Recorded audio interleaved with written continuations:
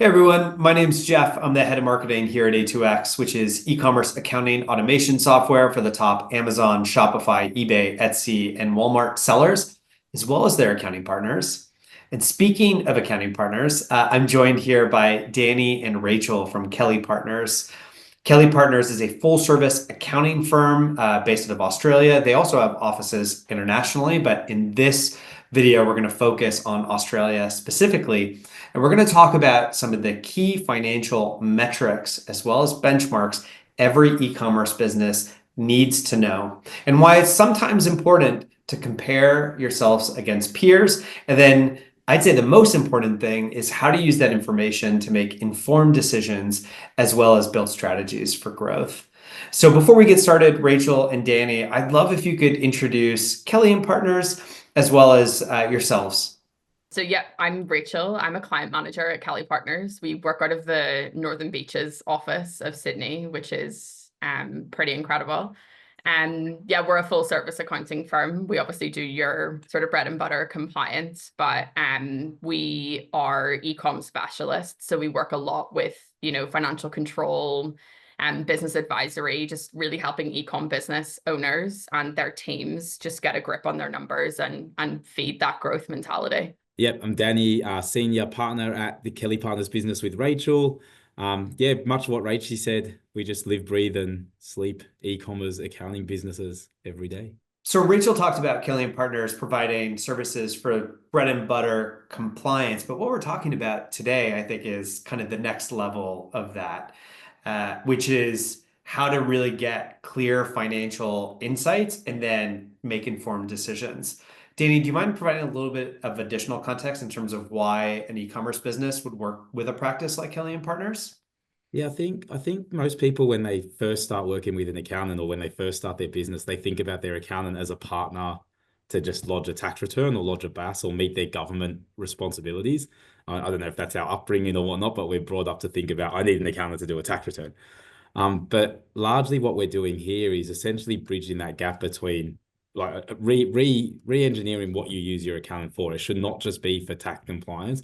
And you'll see through this conversation, like the level of depth and understanding that you should be working with your accounting partner on to understand. The accounting relationship should be much more about how do I understand my business better? How do I make better decisions, etc. And if all you're doing is telling the accountant to lodge a tax return once a year, you're definitely going to not get that. There's going to be a gap in the advice you're getting. So largely what we're doing at Kelly+Partners is, building the relationship where we're the accounting partner for the client's businesses, where it basically feels like we're part of their internal team, helping them get the information to make those decisions. Okay, so if you're watching this video, you're likely doing 6, 7, or 8 figures a year. And one of the things that I want to make note of is that you should be able to answer a lot of the questions that we're going to be going through. But if you can't and you want to work with an accounting partner, Kelly+Partners is available. We've put their link in the description below. So please do get in touch with them if you'd like additional support with your accounting and finance questions. So in this video, we're going to be talking about the key financial benchmarks for e-commerce. One of the core themes that you're going to see is the importance of having accurate data. Because given the systems that we use, the reports that exist within each of these systems, we all have access to a multitude of data sources. But the challenge is, and as you'll see from this conversation, a lot of the time it isn't right. Garbage in, garbage out, if you will. So one of the most important things before we kind of dive into the individual metrics that you should be tracking and how you can compare to peers that I want to make clear is the importance of accurate financial data. And that's, through using tools like A2X, through working with accounting partners like Kelly+Partners, critically important. Danny and Rachel, anything to add on that statement? I think that's kind of spot on. Like the way we think about it is you need a great process firstly. So before we do anything else, we need a great process of how we're going to operate. Then we need a great bookkeeper like team, whether that's internally in an accounting firm or your own bookkeeper that can actually execute on that process. A great accountant that can translate and help you understand those numbers, and then great software and tools to allow you actually to get to like 95% accurate relatively quickly. Because if we don't have those things, We don't have great data coming through the system. We can't actually have these conversations. Like garbage goes into the data, the conversations are garbage, everything's rubbish. So yeah, we need to combine kind of process, bookkeeping, accounting knowledge, and software tools to be able to deliver all this to someone effectively and give them what they need to understand their business making decision process. So the cool thing about Kelly+Partners is that you work with a wide variety of e-commerce businesses and you get unbelievable insight into their financial performance. So I'd imagine that when a new client comes on board, you could quickly see if they're under or overperforming other businesses. And then from there, you could really quickly probably give them some incredible advice and insights. Rachel, I'll ask you this question. What's some of the questions or that an e-commerce business typically has when they're knocking on the doors of Kelly+Partners? Usually it comes from a pain point of some description. So usually they're feeling that something's not working. 9 times out of 10 in e-com, that's cash. That's their issue. It's stagnating their growth. They can't get past a certain point because they can't get enough cash on hand to fund the growth. So that's the biggest one. But usually that's the we need to go down deeper into why that's happening. So that's where we come in to sort of give, integrity of data, making sure they've got the reporting in place to be able to tell where the pain's coming from. That's the biggest thing. So yeah, that's by far the most common one is cash issues, and they're struggling with something. And then we quite often go into, building out a process so that they have the bookkeeping, go right down back to the basics and make sure that they have a bookkeeping process in place, make sure that they're using the right tech stack in terms of what softwares they're using. And making sure that we always say this, but if my client's having a conversation with someone and they want to know what their GP is, they should be able to call me and ask me, and I should be able to tell them what that is. And that's the type of thing and relationship that, the client should be able to have with their accountant and know that their accountant can rely on their data. And GP, for those watching, we're going to dive into it quite deeply as gross profit. Correct. And I think the other thing which Rachel can go deeper into is they're actually looking for validation as well. Like they're often showing up and revealing their numbers for the first time to you, and it's kind of like standing naked in front of you, be like, hey, look at my real performance, not the stories I tell on the podcast, what's actually happening. And they want to be told everything's okay, or how do I compare? And then Rachel's team more often than not have to say, well, we can't actually tell you that answer today until we fix a lot of these issues because the data's a mess.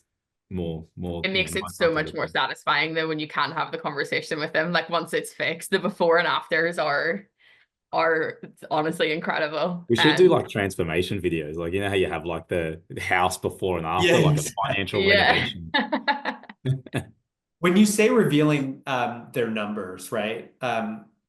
I'm assuming that you're talking about, your classic financial statements, profit and loss statement, balance sheet, cash flow. Do the businesses that come knocking at your door typically have these in place? So because we have softwares like Xero, anybody that sets up a Xero can have access to those reports. They're just, if the input isn't correct, they are meaningless. So yes, 9 times out of 10 you speak to them and you're like, oh, do you have a Xero? And they're like, yes. And then you open it and then you look at the reports and you ask them, what data here they're relying on, and they're like, I didn't even know that I had the ability to pull a P&L from my Xero. So they do have the ability, given that accounting software is, it's now designed to be used by the everyday person. It's not like it was before where it was super reliant on accountants to be able to use the software itself. So yeah, they have access, but there's still a big data and knowledge gap that we kind of help bridge essentially. But yeah, they bring us a P&L, or they bring us a Xero file which has the ability to have a P&L, but the data in there is rubbish, so we have to rebuild that. Generally the only thing they really know is their sales number and maybe the number of employees they have as their measures of success to compare to their peers. And we have to reframe that to, well, actually we need profit, and more important than profit, we need cash. And so we have to kind of cycle through, what does a profit and loss look like? What does a balance sheet look like? How does that turn into cash flow? How do I plan my inventory purchases, etc., a bit different? Like, get them to understand not just what sales mean all the way to cash. And you know, we go into it today, but like the metrics around gross profit, overhead costs, cash flow, marketing spend, etc., like getting them to really delve into, become experts in their business. Because you know, you have an obligation as a business owner to learn the language of your business. Otherwise, you don't have a right to really. It's like, I want to live in France, but I don't want to learn how to speak French. It's kind of like, well, you kind of have to learn the language if you're going to live here. Yeah, Yeah. and a lot of the times these folks are marketing individuals or product individuals. They're not finance people. So they do an incredible job in those areas. And if you're Correct. a e-commerce business watching this, you're probably recognizing yourself in what we're describing. And that's the really cool thing about e-commerce. It's also the low barrier to entry, but it's also one of the fastest growing segments. There's not Yeah. many industries where you can start a business and then within a year or two generating multiple millions of dollars in revenue, which Mm. is just Mm. quite interesting. And And then, it is complex. It's not simple, which we'll go through today. But yeah, there's a lot of complexity, and not to get the revenue, but to actually make profit. yeah, They're also usually making that level of revenue with a very small team. So they don't have people around them. Like if you think about another different type of business that's not sort of been built in someone's bedroom, it's you know, they're hiring or they're bringing in people to their team that, you know, helps them grow and move forward. But usually they get to such a high level of revenue without having that in place. So quite often that's sort of where we step in, and we see it all the time. And Danny's right, it's not just someone who's just starting. Like we've seen, you know, 30-40 million dollar ecom businesses that yeah, just don't have a handle over financials. yeah, 100%. And you know, we talked about this idea that everyone has a zero account, but which effectively makes most of these financial statements quite accessible. Talk to me about a little bit of the technology that you might use to ensure that, you know, the financial data is actually accurate before you even start to drill into the individual metrics as well as their benchmarks. So for sales, our first step as soon as we have onboard a client is to set up an A2X. It's we're always like, oh yeah, we've got this, you know, we use the software called A2X, all our clients use it. It's by far the most efficient way for us to get quick, like better data. And it's, you know, the easiest to use, I guess, in that instance. It means that you can have a bookkeeper that doesn't work in ecom use it, and it will still work as long as it's been set up correctly and you've got, you know, the correct eyes on it. So from a sales perspective, yes, it's always A2X. But second to that, like we always speak about the inventory piece, and you know, whether or not they have an IMS, so an inventory management software, whether that even works for the business. So logistically within the business, like as deep in the detail as we are, and as closely as we do work with businesses, we're not in a position to be able to tell them what inventory management software would work for them, because there's so many things that go into it. We have suggestions, obviously, but logistics and, you know, how that works within their business is obviously the most important factor, because they're the people that are using it day to day. So having a good inventory management software that works for the business is obviously the second one that we would make sure that's in place. So accounting software, you know, sales reconciliation from A2X, and having a strong hand on your inventory, whether that be through, you know, an external IMS or through the likes of your Amazon and Shopify's. Awesome. A lot of the financial metrics that we're going to talk about today live on the profit and loss statement. So I think, you know, probably the best way to get us started here is to provide us with a 10,000-foot view of what a good profit and loss statement looks like to you and the Kelly+Partners team.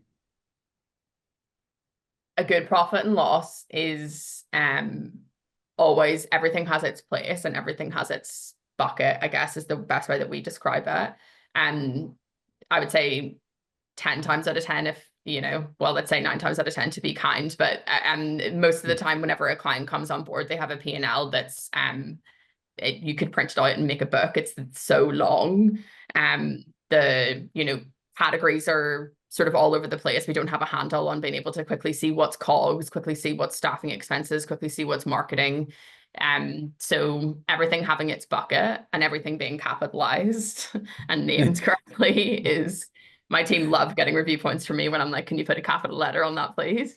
But yeah, making sure it's really clean and easy to read is the quickest way that we can get to having a meaningful conversation with the business owner, which is really what we want to do. So putting everything in place to be able to show the P&L to the business owner and, have it clear, easy to read from someone who isn't an accountant. It's easy for us to say, because it's what we do, but making sure that the business owner can read it and pull the same conversation points that we would have as a sort of a finance or an accounting professional is our goal. I think, like I said before, numbers are the language of business. And like Rachel's saying, it's kind of our job to help translate that in the most easy way possible to the client so they can actually understand the numbers and metrics of the business that they're operating. So many micro decisions and details month to month go into running of the business. This P&L is essentially the scoreboard of all those decisions at the end of a month. So we want to make sure that they're actually getting the scoreboard, and then they can see like the decision making, how that's what's impacted by that. And take some time and a bit of education, but that's essentially our job, is to help translate that and get that in a way where they can run that report by themselves in Xero, read those numbers, and actually understand what the business is telling them from those thousands of micro movements and decisions every day that happen at an operational level. And speaking of reading the book, how often would you recommend a business owner look at their profit and loss statement? We normally do it monthly, just because we have obviously they keep track of their sales and their metrics from other sources, but usually we have we would recommend a month-end process be in place so the business owner can be given reports and financial reports that they know have been, bookkeeped correctly and then, looked over by the likes of us. And then we usually prefer to have the conversation monthly with the client, and just it's reps, right? It's just repeatedly having the same conversation about like, right, how's this month affected your GP? Was your OpEx too high? It's just constantly having that conversation. But usually our clients would get to a stage where they don't need to have it monthly because they're, as Danny said, that they've learned the language. We've got the reports that make sense.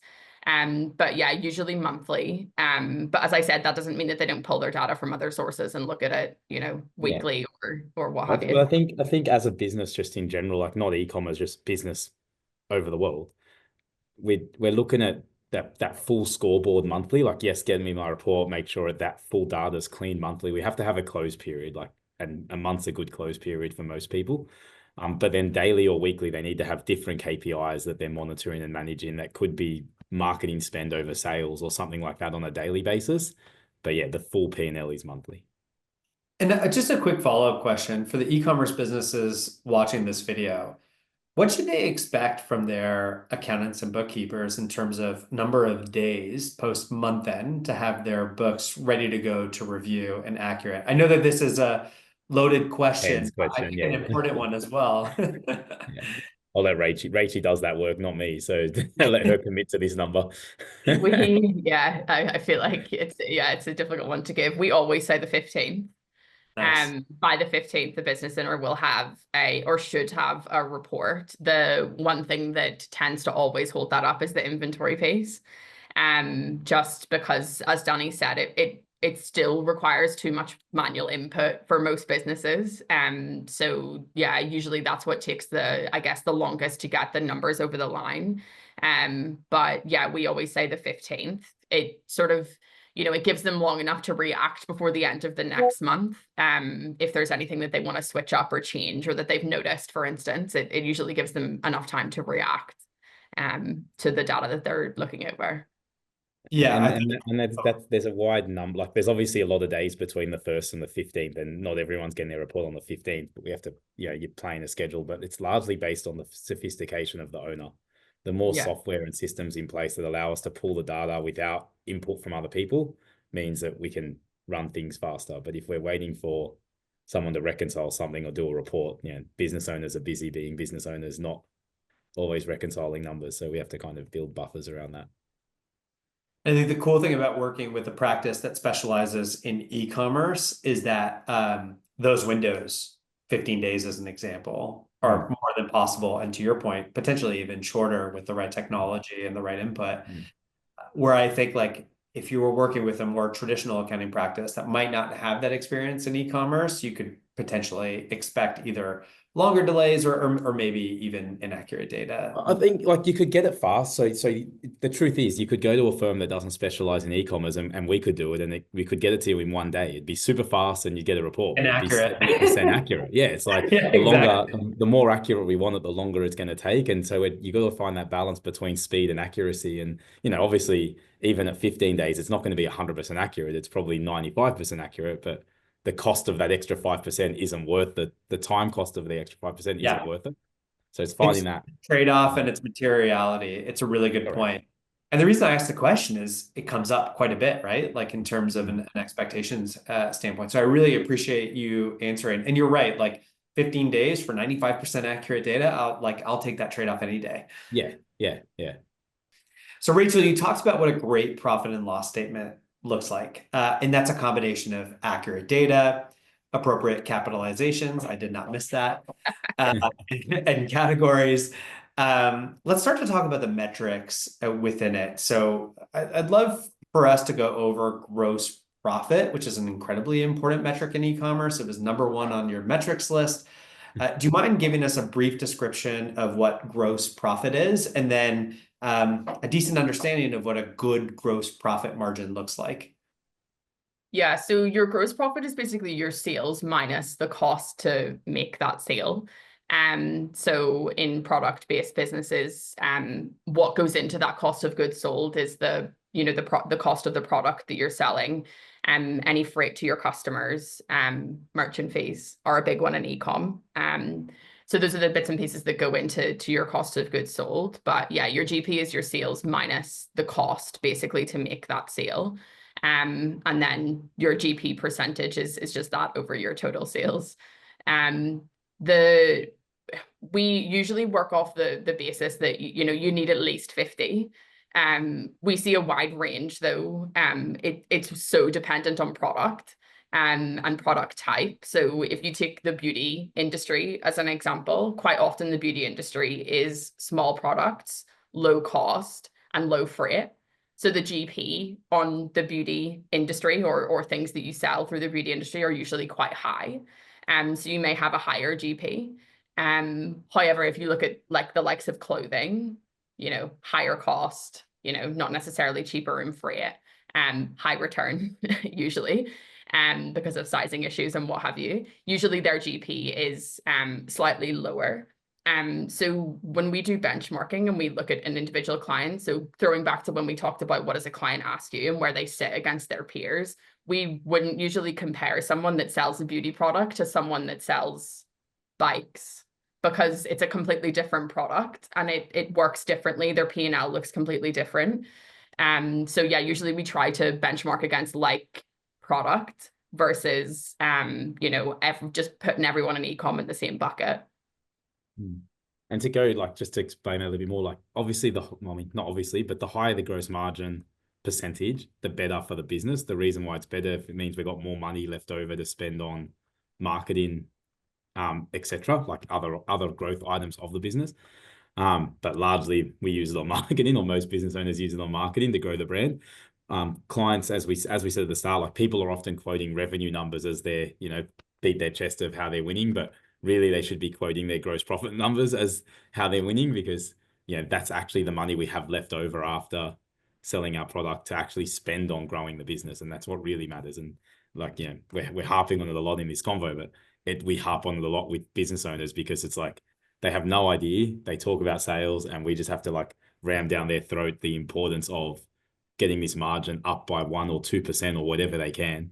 And like Rachel said, like 50% is our kind of baseline for own brand products, that we're like, if you don't have 50%, it's going to be really hard to make money after you have to spend on marketing, people, rent, etc. When you get the accurate data and you get those insights, how often do you see people below 50% and suppressed? We do, but usually it's for, I was actually having a conversation with a client of ours yesterday. Usually it's for a variety of reasons. And when you have the data and you have everything that's in different buckets and, you know, that everything's like neat, it's actually really easy to pick up on what that is that's causing it. So we do see it.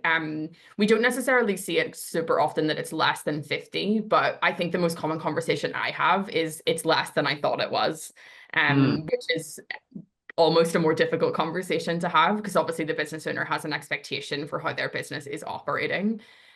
So yeah, less about it being less than 50, more about it being, I thought it was higher.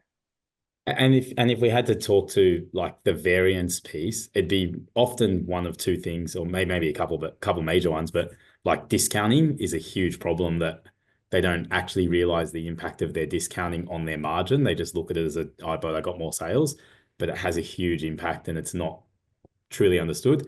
Things like foreign exchange and freight, like they don't mentally realize again when as their order values are increasing, the impact of the dollar movements between Australia and we're in Australia and USD, sales tax, GST, like import duties, etc. Like these all come into that number, and yeah, they've just thought about the price that they got the t-shirt made for, and they don't think about all these other pieces. Freight costs in the last 12 months have gone through the roof, comparable to the 12 months before. So again, it's not necessarily in their headspace.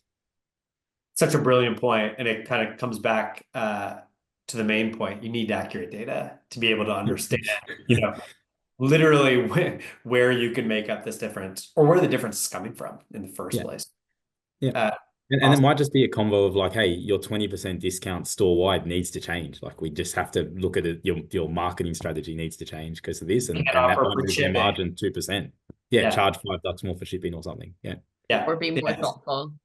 Discount the products that you should be discounting. That's a really big one as well. So the sort of like ABC analysis of what you should actually be discounting is huge. Like on Black Friday, for instance, it's really big, obviously it's huge. Getting all their A products and discounting that by the same amount that you're discounting your C products is like a cardinal sin. Like it happens, and it happens all the time, and it just eats into people's margins so much. An essential component of gross profit is obviously your cost of goods sold. So Danny, do you mind kind of walking us through what's included in cost of goods sold and why it's so important for gross profit? Yeah.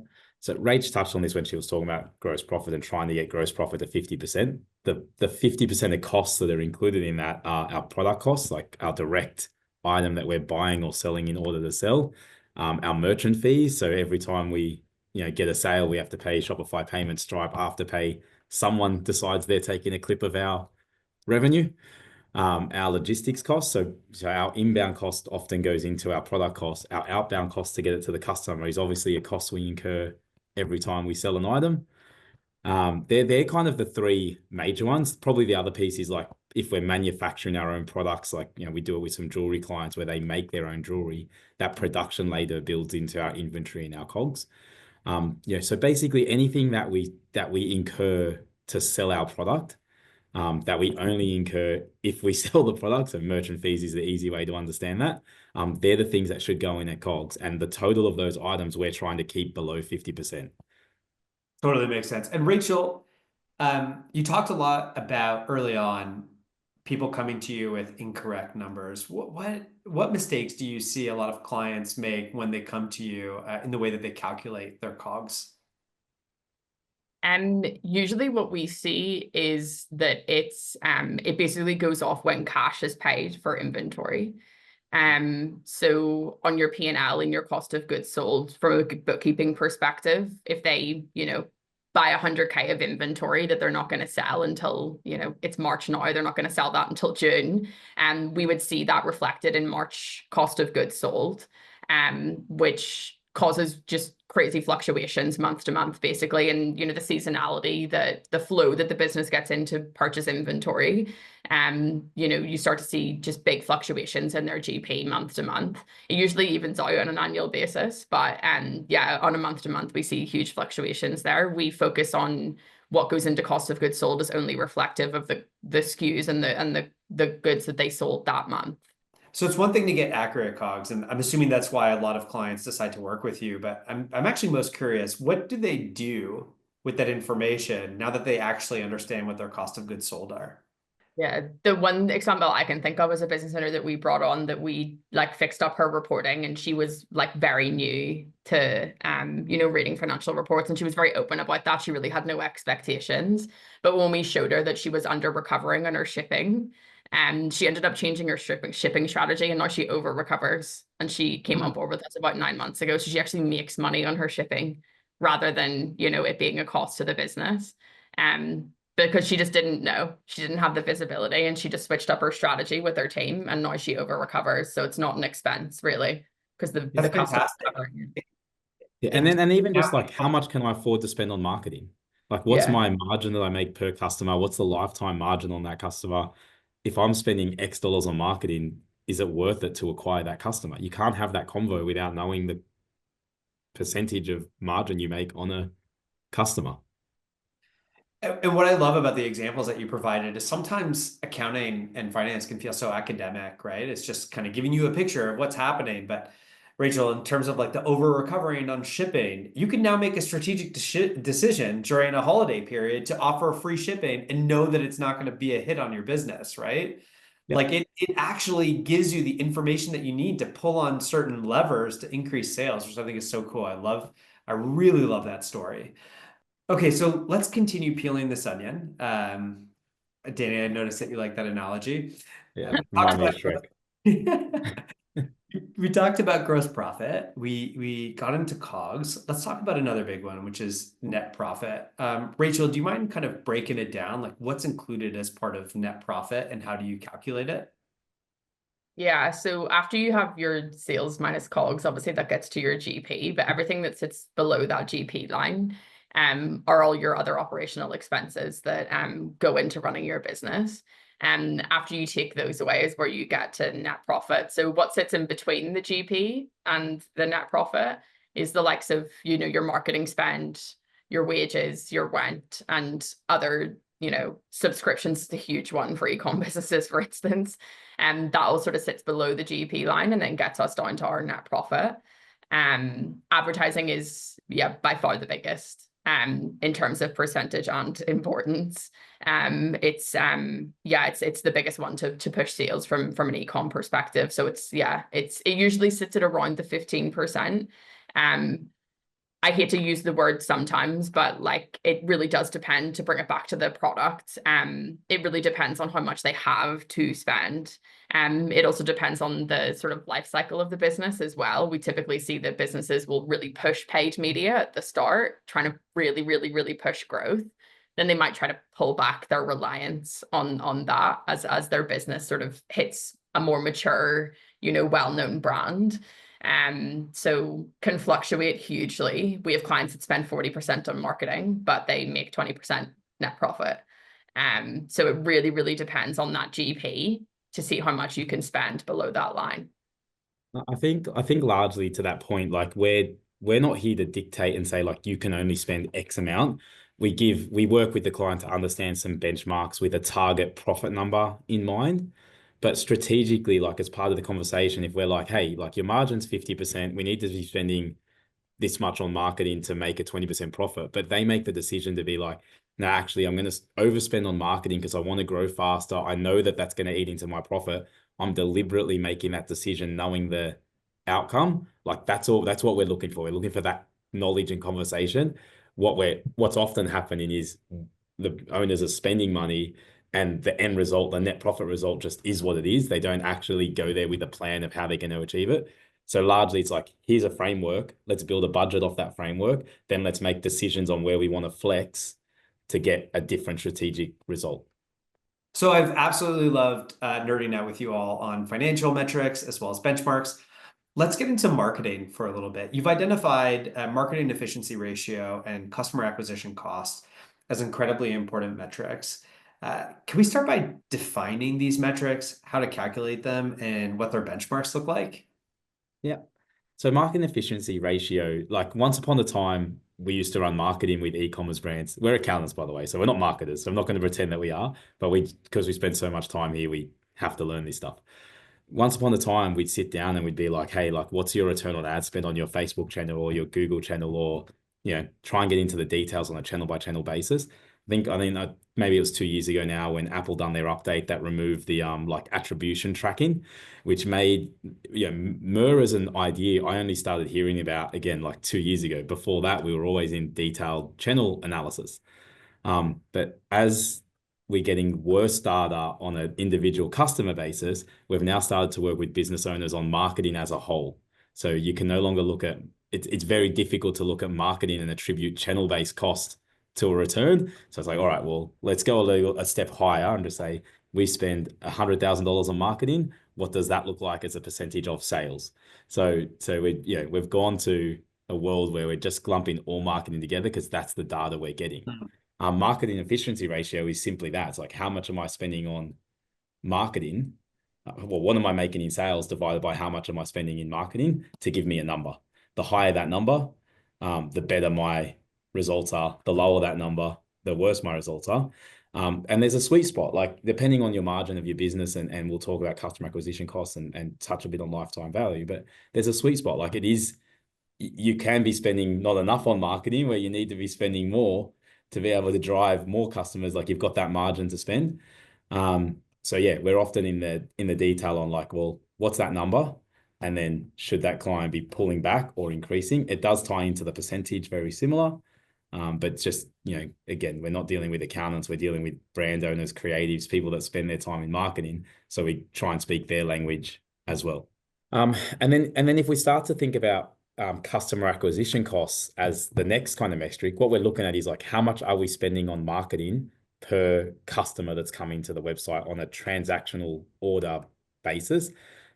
Again, the reason why it matters is like, there's no spend. If we're only making, average order value is $100, we make a 50% margin. It means we make $50 per order. If it's costing us $60 to acquire that customer, we're losing $10 every time that customer orders. So it's an easy way to get to the unit economics of an order, and to be able to have a conversation with the client to go, well, should we spend $60 per order or $40 per order, and understand happening to your dollars on an order basis. Obviously looking at one order is short-sighted, and we need to look at the lifetime value of a customer against our marketing spend and think about how long, how many times that customer is going to come back. But again, like it still rolls into the same thing. It's like, what's our cost per order versus what's the lifetime average margin that we make on that customer, to make decisions on should we ramp up our marketing spend or pull it back. And the business owners aren't necessarily having these conversations all the time until we present the data to them in a report where we're like, hey, this is what it's costing you to acquire a customer. You think you're making $100 a sale because they're not even taking into account the margin, let alone the marketing costs. Once we go, the $100 turned into 50, the 50 turned into 10 because you spent $40 to acquire that customer. You've only got $10 left to pay for all the overheads of the business. This is how many transactions you have to make at that metric to be able to pay your rent this month. It kind of really gets them to understand their business in number of orders, and then go a step further and go, well, how many visitors do I need to get to the website to get that many number of orders? If we're talking about now conversion rates, to get that much dollars to pay my rent, and just break that business down into the things that the owner can control, which is, how do I spend money to get more visitors to the website? Danny, that was great. And honestly, I don't know if you're going to take this as a compliment or as an insult, but that is probably one of the best marketing answers that I've heard from an accountant in a very long time. So I appreciate the fact that you've kind of gone into the weeds and tried to put yourself in the shoes of your clients. So this is awesome.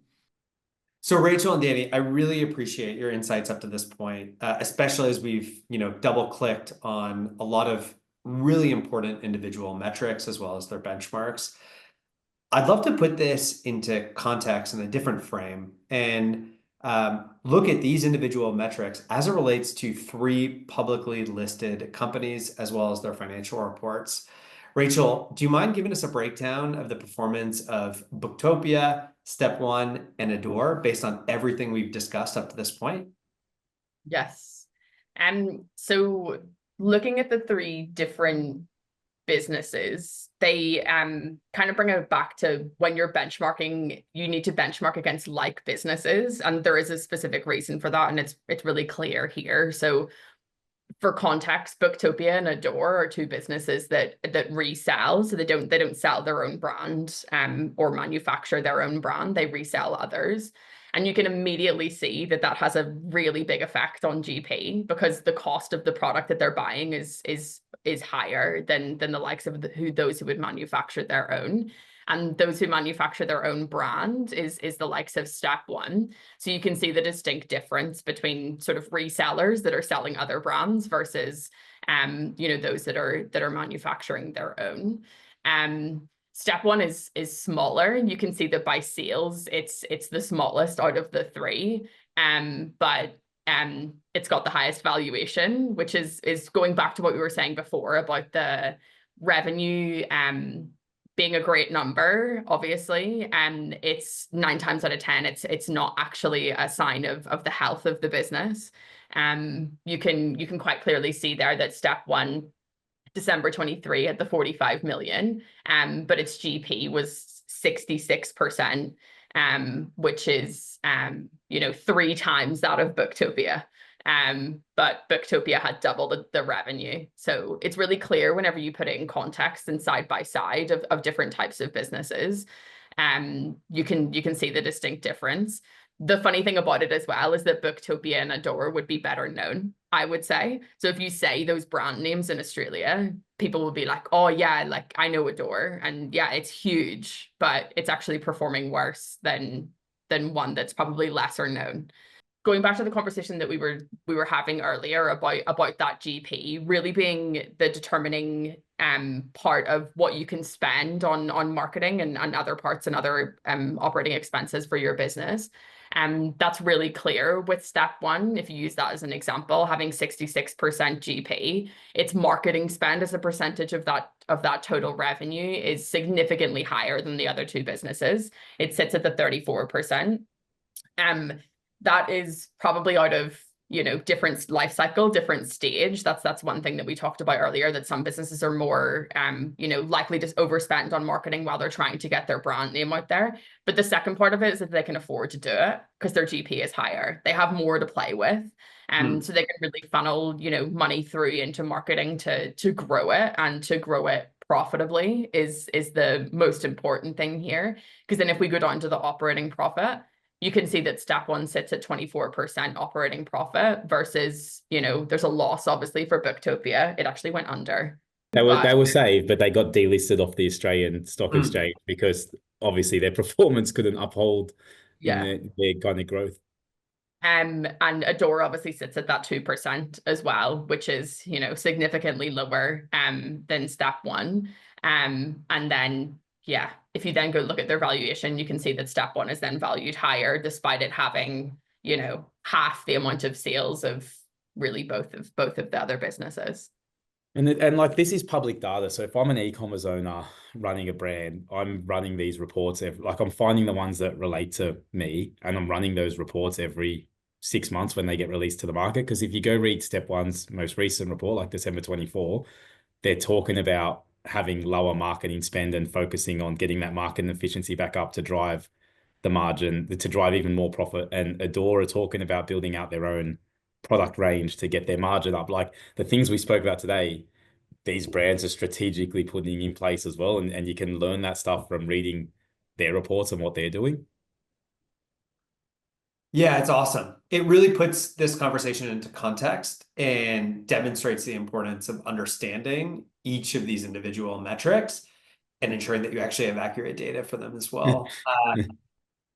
Okay, well, this was fantastic and massively helpful. Rachel and Danny, I really appreciate you taking the time and having a discussion with us about the most important financial metrics as well as corresponding benchmarks for e-commerce. I think it's clear that you both have incredible domain expertise here, and that if you are an e-commerce business owner and you want to get clearer about your financials and get more clarity so that you can make informed decisions and build strategy against it, I highly recommend working with the Kelly+Partners team based out of Australia. Danny and Rachel, thanks again so much, and we hope to see you soon. Thanks for having us. Thanks so much.